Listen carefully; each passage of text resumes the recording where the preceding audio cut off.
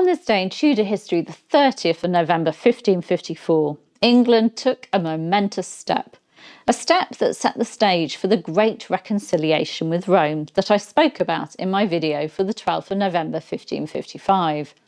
Today's event was the beginning of that story. I'm historian and author Claire Ridgway, and let's travel back to Parliament where the kingdom formally asked to be forgiven. When Mary I came to the throne in 1553, England had been out of communion with Rome for over 20 years.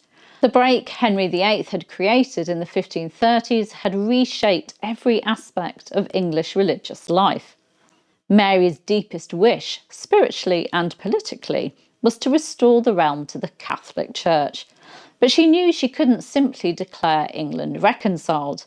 It had to be done lawfully. It had to involve Parliament, and it needed papal authority. That authority came in the form of Cardinal Reginald Pole, the papal legate, and the man who would later, in 1556, become the last Catholic Archbishop of Canterbury. But before Pole could absolve the realm, England had to ask for it.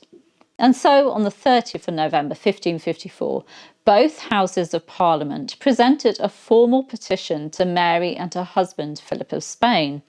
They asked the royal couple to intercede with Cardinal Pole and request absolution for England's years of schism and heresy. The words of the petition were humble and deliberate. This wasn't the monarch forcing religion on the state, it was Parliament representing the whole realm, admitting fault and seeking restoration.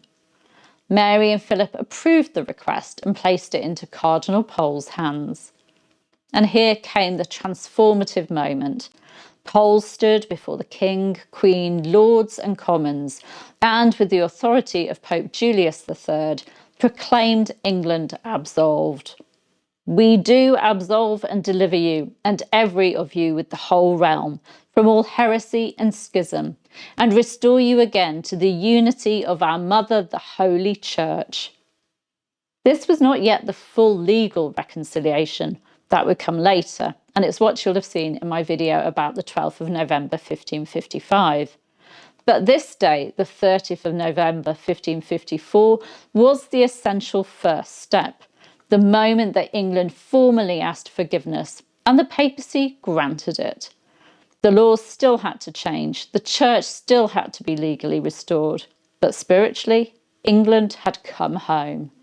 To mark the event, it was decreed that the 30th of November should be celebrated every year with a solemn procession of clergy and laity, a mass of thanksgiving, a sermon explaining the miracle of England's restoration. It was meant to be a recurring reminder that the nation had been forgiven. Of course, with the accession of Elizabeth I in 1558, the Catholic reconciliation was undone, and this feast day vanished as quickly as it had appeared. If you watched my earlier video for the 12th of November, you'll remember that that day marked the formal ceremonial reunion with Rome. The day that England publicly demonstrated that reconciliation with stunning ritual and symbolism. But today was the petition, today was the absolution, today was the turning point. So on this day in 1554, England bowed its head and was welcomed back into the Catholic fold. Thank you for joining me. If you'd like to keep travelling back in time into Tudor history with me, please do like, subscribe and ring that notification bell. I'll see you soon. Bye bye.